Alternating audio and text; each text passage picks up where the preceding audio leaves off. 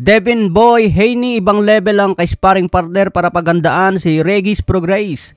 Former champion ng ka-sparring ni Devin Haney, dating IBF Super Middleweight Champion na si Caleb Plant.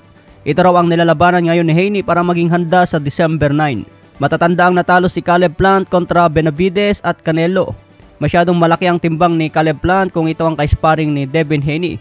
Kaya ibang level ang training ngayon ni Haney mga tol. Pinaghahandaan ng power shot ni Regis Prograis. Hindi raw kumpiyansa ngayon ang ama ni Devin Haney dahil alam nila na may skill at power itong si Prograis.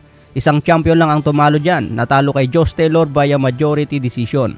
Sa iba pang balita, Floyd Mayweather muling mapapalaban kontra John Gotti III.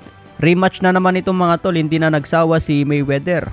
Matatandaan yung unang laban, inawat na lang ni Kenny Bayless. Nagtratrastokan kasi habang nagsusuntukan. Kaya nabana si Kenny Bayless sa dalawa at tinigil na ang laban. Ngayon mga tol, magkakaroon ulit ng part 2. Tignan po natin kung mabenta pa rin sa mga fans. Sa iba pang balita, Mark Magsayo, maganda pa rin ang kondisyon ngayon kahit wala pang laban. Sa huling dalawang laban ni Magsayo, natalo siya kay Ray Vargas at Brandon Figueroa. Sa muling pagbabalik ni Magsayo, planong umakyat sa Super Featherweight 130 pounds.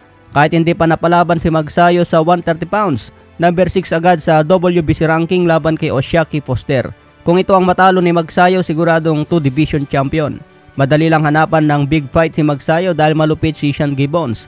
Maraming connection yan sa mga boxing promoter. Kailangan talaga malawak ang connection para makakuha ng malaking laban.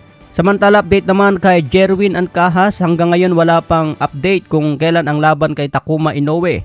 Dapat ngayong December ang laban ngunit na-postpone dahil na-injury si Takuma Inoue. Kaya abangan na lang po natin ang race schedule. Sayang ang puspusang ensayo ni Ancahas dahil biglang na-injury ang kalaban. Sa iba pang balita, Ryan Garcia sinabing excited na sa magiging laban kay Teofimo Lopez. Hindi raw naging champion si Ryan sa lightweight kaya determinadong makakuha ng titulo sa super lightweight. Tatapusin muna si Oscar Duarte bago kay Teofimo Lopez.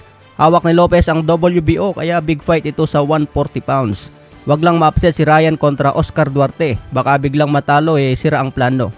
Ito nga po ang mga laban na dapat natin abangan.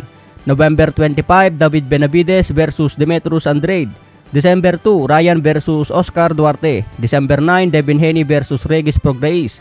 December 23, laban ni Deontay Wilder, Anthony Joshua at Dimitri Bivol. December 26, laban naman ni Naoya Inoue versus Marlon Tapales. Okay mga tol, yan lang muna ang balita ngayong araw. Maraming salamat po.